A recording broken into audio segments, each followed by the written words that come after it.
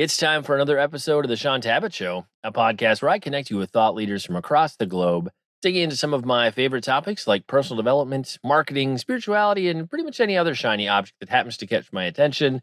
Today, my special guest is Gary Wayne, and we're going to be discussing his book, The Genesis 6 Conspiracy: How Secret Societies and the Descendants of Giants Plan to Enslave Humankind. Gary, I've been looking forward to speaking with you again. Welcome back to the show. Well, thank you for inviting me back, and so happy to be back, and looking forward to the discussion today, and looking forward to perhaps raising a little bit of curiosity from your audience to dig into things a little bit deeper.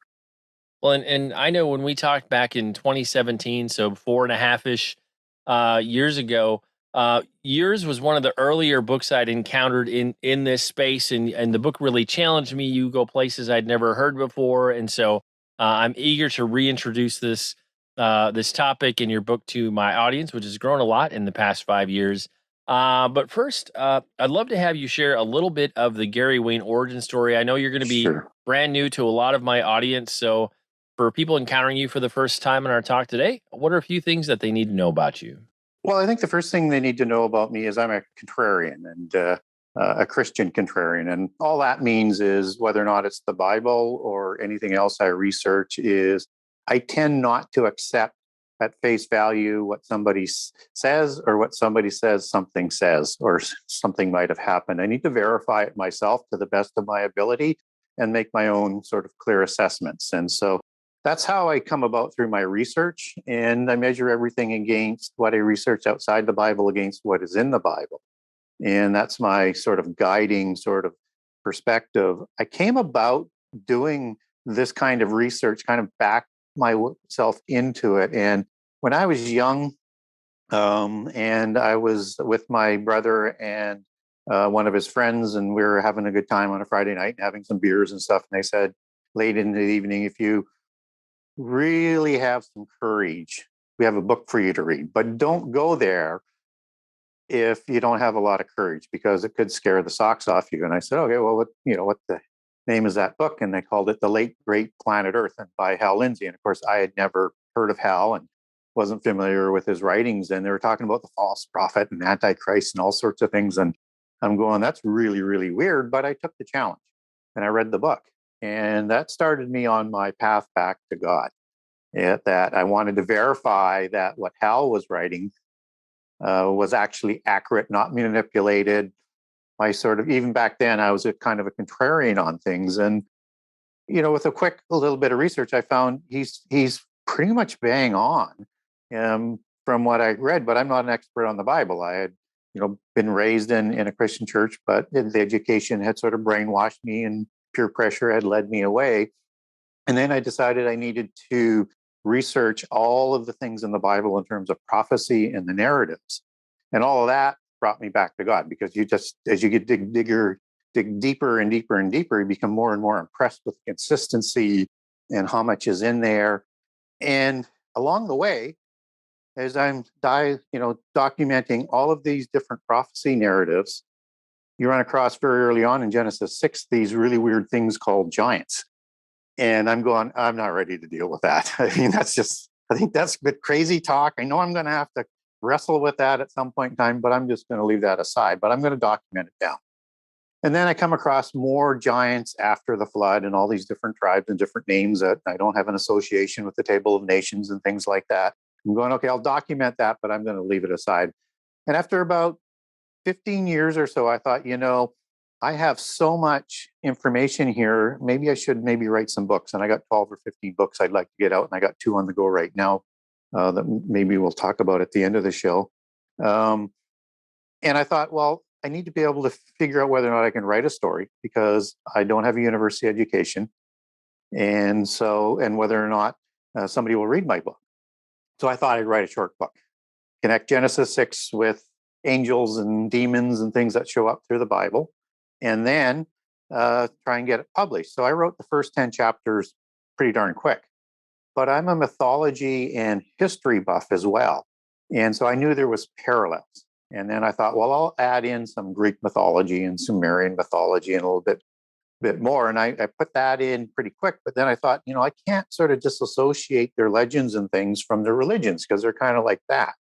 And when you get into that, you have to read a little bit more about all of the different religions. So I had to go through reading all of that. And then you learn that the religions are absolutely wedded with mystery schools, which form these sort of secret societies that come out of them, and the degrees are the same as they are in the religions. And so I went down the rabbit hole of secret societies for about 8 or 10 years, just trying to learn about it because I didn't know anything about it. And so that's how I came about writing the book, and how I came back to God. So I'm just your average individual, but I'm blessed with a pretty good memory, and I see patterns, and I can verify a lot of those patterns. If I can't, I probably won't write about it, or I'll just say that's my speculation. And I'm curious, in terms of the book is massive. So you're talking about thousands and thousands of hours. I know that went into that. But in terms of research since we last talked, like how, and maybe let's press towards you, I guess, talking a little bit about Yeah. your upcoming books. Like, I always say, what new rabbit hole have you gone down furthering your research? I'm curious to Yeah. see like where this goes. Well, I had started writing a book that starts off in the time of the giants after the flood, but it's about Abraham. It's about the creation of Israel. It's about the Holy Covenant and the lost tribes. And it would lead into the second Exodus in the end time and how that fits for people in terms of end time prophecy, and how I don't want to get too far down the Genesis 6 aspect of it, but it sort of starts in that and it's completely related. But what I learned through the feedback of people since I've published the Genesis 6 conspiracies, they want more information and they want to go deeper on things. And I always said I would never write a sequel to this because I don't want to be redundant. I just wanted to say more of the same things, but I was listening to what they wanted. So this second book is going to come out before the second Exodus book. I'm hoping to have it to the publisher by the end of the year and then published early next year. And it's going to be called something like Prehistory and Prophecy, part 2 to the Genesis 6 conspiracy. And I'm going to talk a lot more about prehistory and a lot more about the tribes of giants and the Canaanite tribes and that interaction and how they formed the beast empires after the flood, and bring that into why it's important to understand all of that if you really want to understand the context of end time prophecy. Wow, that worries me, Gary, because now I'm going to have to go back and reread the Genesis 6 conspiracy so I can feel like fully prepared to immerse myself in your follow-up volume. But I definitely want to have you back on the show to discuss that because I really enjoyed the first book so much, and I'm excited to see where you're going to go next. In terms of the early parts of Genesis, I feel like we either tend to have kind of a very quick flyover Sunday school knowledge of Genesis, and by and large, with the exception of a few well known stories, I feel like for the most part, our preaching in churches kind of ignores Genesis, and there's controversy with creation, and there are some challenges there, and so for the average person that's never really dug into some of the places you go in the book, what are a few things about the early parts of Genesis that might surprise them?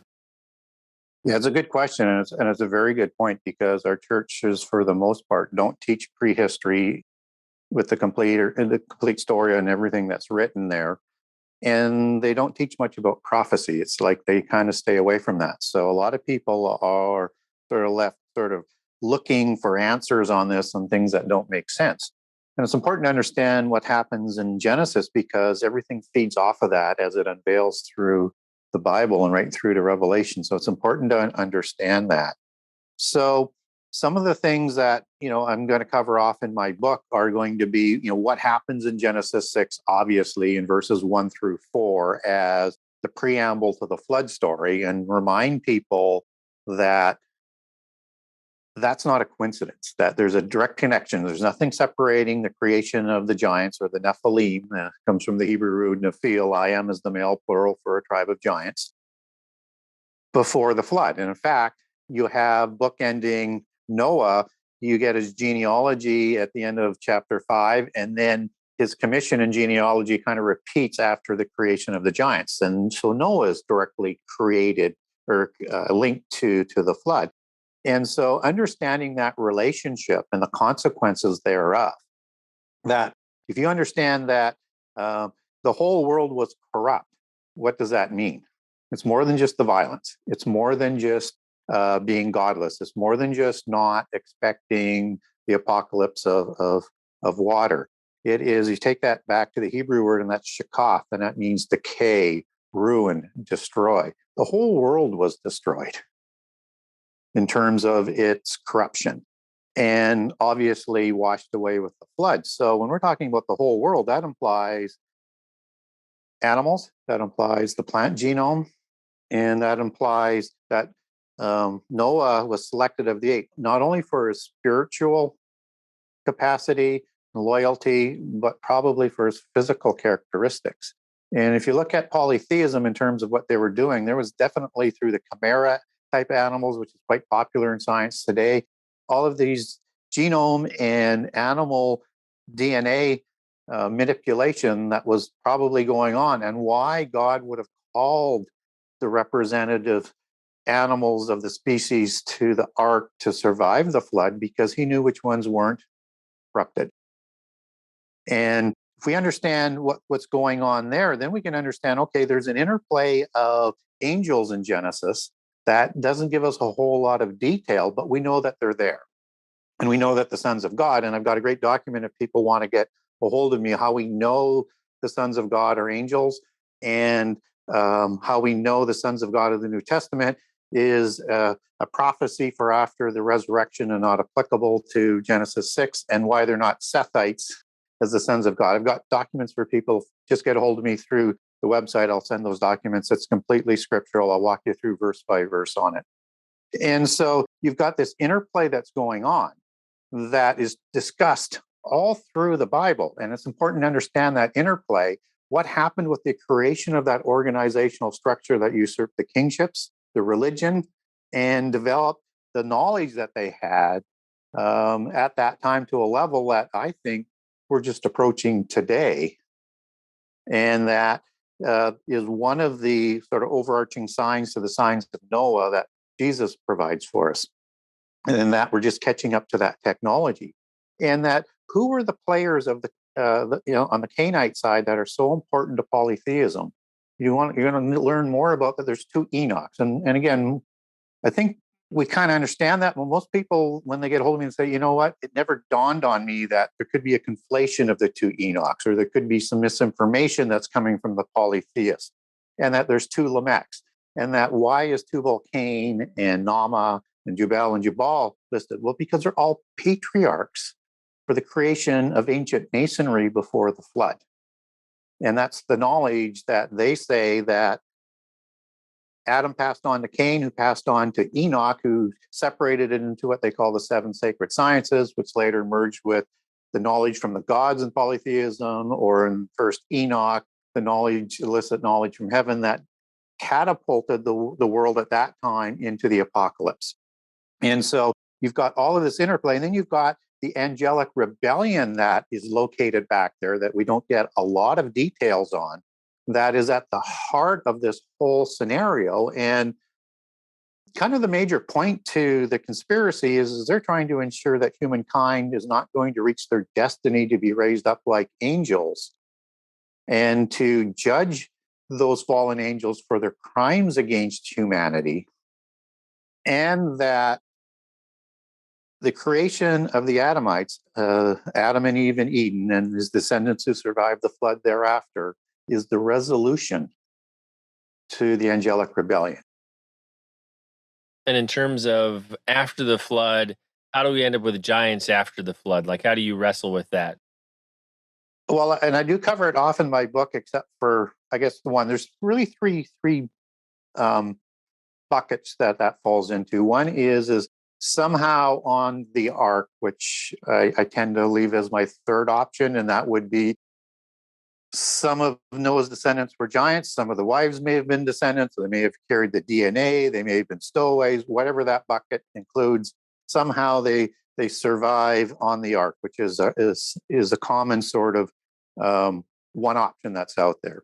The second one is they survive on another ark, like in the Epic of Gilgamesh, where you have Upnapishtim and all those families, 2/3 God, 1/3 human, and they survive in another ark story. That is a parallel story or a copy of the Genesis story. I'll leave that for people to decide what they want to believe on that. Because you get stories in Greek mythology like Deucalion, who's the son of Prometheus. She's a giant as well, obviously, as a demigod. It's the same giant story, not the Noah story. And so the option that I tend to side on, which I find takes less pretzel bending to make it work and fits pretty darn well with Scripture without contradiction, is a second incursion. But I cover off the options in the book so that people can sort of make up their mind and give that sort of outside biblical testimonies, if you want to call it that, or narratives that will say, here's where it said that it happened this way. But what we do know, and what is not in dispute, is that the word giant, which goes back to Rapha and Rephaim after the flood, show up after the flood. And that these peoples, whether or not it's the Horim or the Rephaim or the Anakim or the Zamzuzim or the Zuzim or the Amalekim and all of these other names, they do not show up with a patriarch in the Table of Nations in Genesis 10 or First Chronicles. And yet we get at least one, I would argue two patriarchs for the Rephaim, which might be Rapha as the patriarch, as the first one with Og as being the last of the giants, or the Rephaim of the first generation and second incursion, as I would understand that. But the most significant one, which we get an actual reference to a name, would be Arba, who's the father of the Anakim. And his name is not listed in the Table of Nations. Just as you go into Genesis 10 and you get the Canaanite tribes and you get three patriarchs, you get Canaan, Heth, and Sidon. Then you get 9 patriarchless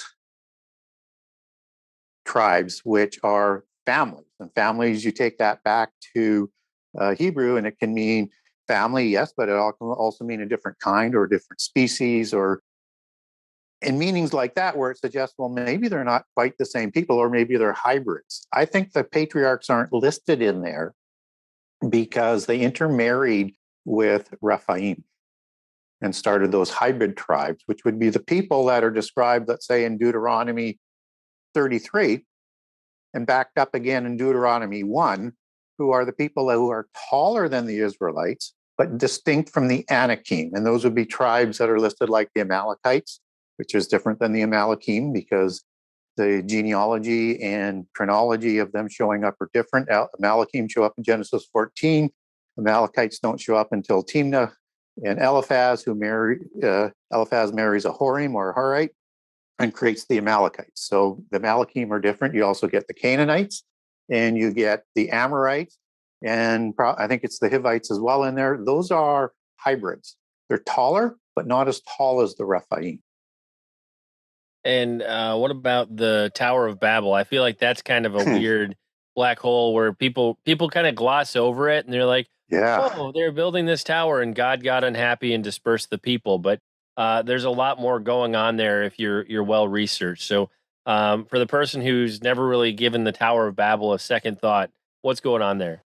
Well, we get a lot of things. First of all, that's the root word for Babylon and the end time Babylon Empire. So that implies a religion, and that there's a rebellion against God, which usually comes about through a mystery religion. And there's an implication and an inference that there is knowledge that is inexplicable, that is found to build the city, the technology, because if everything was washed away and Noah and the 8 were totally loyal to God, they wouldn't want to do and repeat what happened in before the flood. So that knowledge doesn't come down through Noah or his sons. So that knowledge comes from somewhere. And then they start building a ziggurat or a pyramid or a tower. They're all known as the same thing in the ancient world. And that knowledge is not explained. And that leads to the dispersion of the peoples and the nations, and the 70 nations as they're listed in Deuteronomy 32, from the descendants of Noah, the number of the sons of Israel, and the number of the sons of Adam before the flood, the same amount of nations. And when we start to look at how the polytheists understand Babel, starts to make some sense. And whether or not everybody wants to totally believe what the polytheists believe, that's not the key important thing. Sometimes you can get good context if it's consistent with the Bible, but we have to understand how they think and in what they believe, because it's what they do with that belief that's important. So their version is that a fellow by the name of Hermes discovers the two pillars of Lamech, of the lineage of Cain, which directs them to the 36,525 books of knowledge written by Enoch, son of Cain, that he got from the angels and from Cain, and that it also has in there the knowledge of the mystical religion and where to find that, which is hidden underneath the pyramids. So these 9 vaults are hidden underneath the pyramids. He goes, he finds that, he brings it back and partners with Nimrod, who writes the first constitution for the Freemasons as we know them today, but they would be the Masons and the Royal Masons, which are at the high end today of the Masonic hierarchies.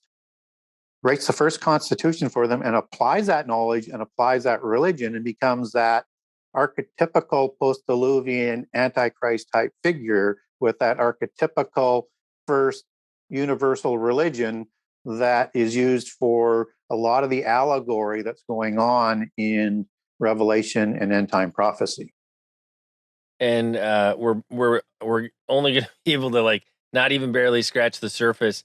How do secret societies come in play? You mentioned Freemasons. We get little kind of caricatures of the Knights Templar and Freemasons and different things in popular media and lots of places. But in terms of that connection between what we're seeing in Genesis to secret societies that kind of rise up throughout history, how does that come together?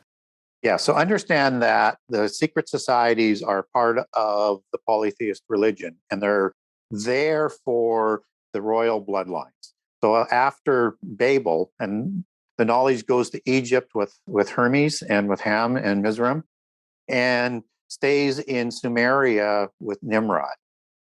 And of course, Nimrod develops the Magi and the religion of Babylon that we would understand it of, and they continue to develop the sciences. And you get the other pillar of those science and secret societies of the royal Masons and the royal bloodlines, just as Moses would have been raised into that at Heliopolis before he got set on his mission back to God and to lead Israel out of Egypt.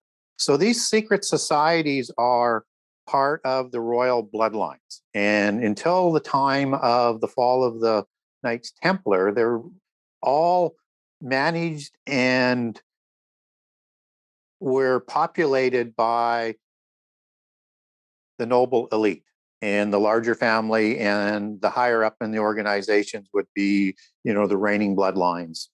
And so this comes down after the Knights Templar is destroyed and splits into several different key, what I would call trunk organizations. So if you imagine the hierarchy as a tree trunk with branches going into the tree trunk on the way up, and put the Freemasons at the lowest level, and then Illuminati higher than that, and then the Rosicrucians, and then the Committee of 300, and then the Council of 33, and then the 13 families, you get a sense of the hierarchy and where they're going to branch in. So if you're talking about the Bilderbergers, that has a level of new money and new blood coming in, like Bill Gates, but it's run by purebloods like princes and royals that give them their marching orders every year that would insert into the Committee of 300 at that level. So imagine that going all around in lower levels as it branches out in a hierarchical structure there. So these are the descendants of the giants. These are the descendants of the beast kingdoms, of the beast empires of the end time. And the Masonic societies, once they were split into a number of different lower levels and into a hierarchy after the Templars, all have an agenda. But they all answer up to the top in the hierarchy, so that you've got Freemasonry that is an entry level for new initiates. You get the first degree of adepthood, but they were focused on their agenda on politics and the army. So that's why you see so many Masons in politics throughout their history, and including in the American Revolution with Washington being a general and part of the army and part of the politics. You have the Rosicrucians, which is the crossroads between the Masonic royal bloodlines and the lower levels. It's populated by 50% more of the royals at the top and the purebloods.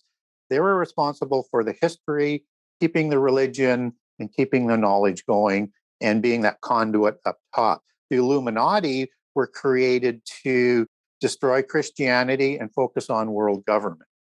The Royal Society was created by Freemasons and Rosicrucians to establish science and education outside the Catholic Church. The Jesuits that report into the trunk were recreated as the New Templars to get control of that same science and teaching within the church, and to get control of the banking, which they did, which is a show in itself. And the banking needed to be replaced with the Templars outside the Catholic Church as well, because the Templars were the founders of modern banking, which many people don't know. And so they created the Rothschilds, who were the banking outside the church. So they created all of these organizations to bring about the New World Order that I like to call the Nephilim World Order, because it's from the descendants of those giants that we're seeing most of this come about, and to bring about the universal religion and a rendezvous with destiny and a showdown with God. And most people don't understand that. They want this rendezvous with destiny to win their freedom from whom they call the oppressive God of the Bible. Wow, that was an impressive flyover. We covered thousands of pages worth of information in mere seconds. That was really impressive. In terms of special knowledge, I think one of the places we'll see that often attributed to is a lot of the works of architecture we see in different parts of the world that we literally cannot explain. We're like, they wouldn't have had the technology. We can't even figure out how to build that today.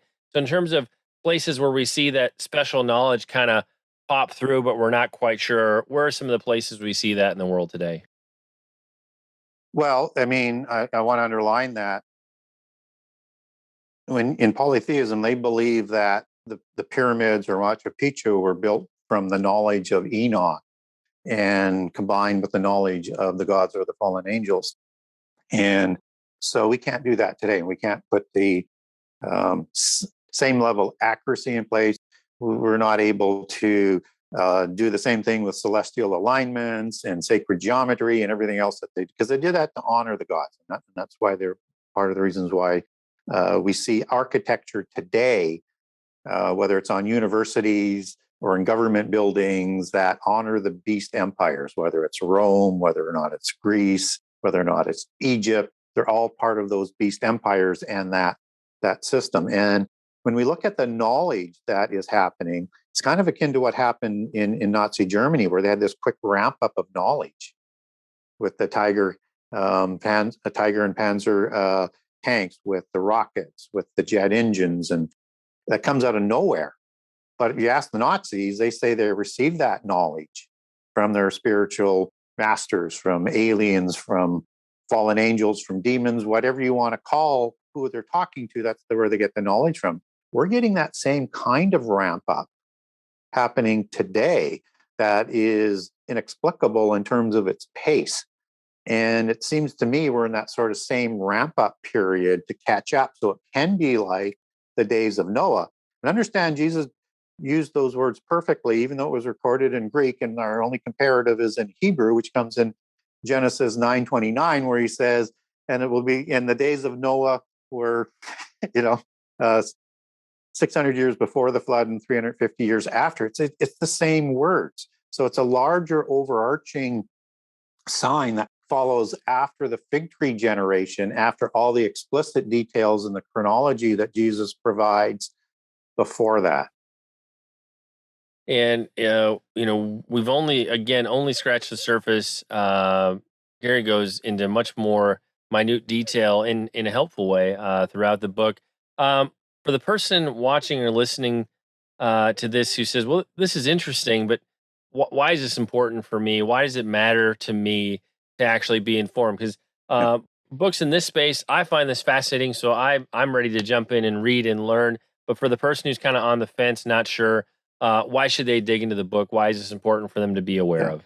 Yeah, I have a number of principles in my approach to prophecy. I mean, the most important one is I put everything around what Jesus said, not vice versa.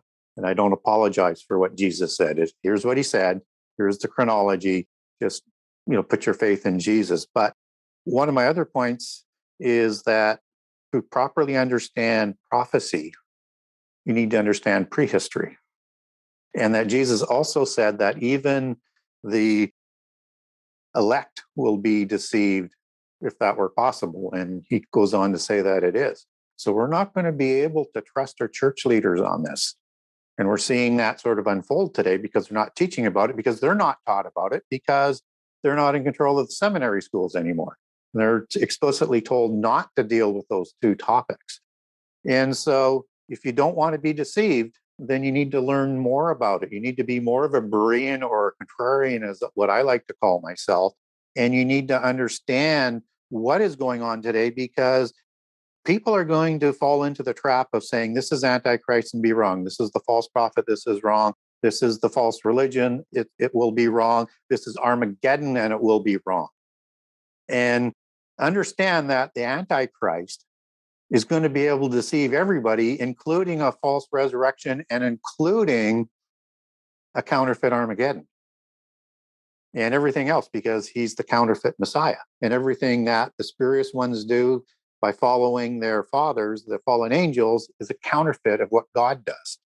And it's going to be an awfully convincing counterfeit unless you're prepared by getting into the details of what happened, why this is the resolution, and what to watch out for. Well, Gary, I appreciate you giving us just that. Again, I feel like a too quick of a flyover. When your next book comes out, I want to do like an hour long interview or more so we can really dig in. But I appreciate, as somebody who works in the publishing space, an author actually taking his audience's questions seriously enough. Like you said, you didn't want to just kind of rehash and redo the same book, but to actually be willing to answer the further questions. I love that. I know your audience is very hungry for that and definitely going to appreciate that work. But in the meantime, in terms of connecting with you, reaching out to get that article you mentioned, and also to find out more about the book, where do we discover you on the web? The best way to get a hold of me today, it's a little bit more limited than it was in the past because I'm trying to redefine where I want to be in the social media for obvious reasons. Go to my website, the Genesis6conspiracy.com. That's the Genesis 6 with the number 6 conspiracy.com. And on there is a contact the author. If you want to ask me a question, you want to make a comment, you want some more information on stuff, there's no obligation to buy a book. You ask me a question, I'll answer you. You want some information, if I've got it, I'll send it to you. Best way to get hold of me is there, or on Facebook. That's the only other social media I'm on right now. So get a hold of me in Messenger or on my timeline under Gary Wayne, and I will get back to you. It may take me a week to get back to you, but I will get back to you. And like we do with every episode, we'll have links in the show notes to places where you can connect with Gary and pick up your very own copy of his book. It's time to bring this episode of the Shaun Tabatt Show to a close. Many thanks for being a part of my conversation with Gary Wayne. Once again, our book today is The Genesis 6 Conspiracy: How Secret Societies and the Descendants of Giants Plan to Enslave Humankind. And Gary, I just want to say thank you so much for sharing with us today. It's been an honor and a pleasure to have you back on the show. It was long overdue. Well, thank you. Invite me back again.